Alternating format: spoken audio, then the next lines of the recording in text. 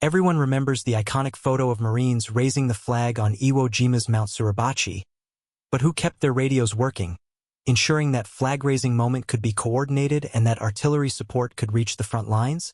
That was the job of 21-year-old Signalman Joe Rodriguez, who on February 24, 1945, crawled 500 yards through black, volcanic sand and enemy fire to lay a critical communication wire between the front line and headquarters. His job was simple in theory: run the wire, connect the radios, but in practice it was a death sentence. Japanese snipers targeted signalmen who carried bright, easily spotted wire spools, and the black sand stuck to his uniform, making him a slow, obvious target. Joe wrapped the spool in mud to dull its shine. His helmet knocked off by a bullet that grazed his scalp, leaving a trickle of blood running down his face.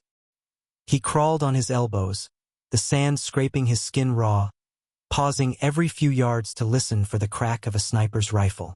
Once, he froze as a Japanese soldier walked within 10 feet of him, the man's boots crunching on the sand. Joe held his breath, lying perfectly still, until the soldier moved on. When he finally reached the command post, his hands were shaking so bad he could barely connect the wire to the radio. But he did it, and seconds later, the Marines on the front line were able to call in artillery fire that destroyed a Japanese bunker. "No one talks about the guys with wires," he said later, showing his grandchildren the scar on his scalp. "They talk about the flag raisers, the snipers, the tank crews, but without us, none of that works. Without communication, you're just a bunch of guys with guns, fighting alone. War needs heroes with guns, and heroes with pliers, heroes who crawl through the dirt to keep the lines open."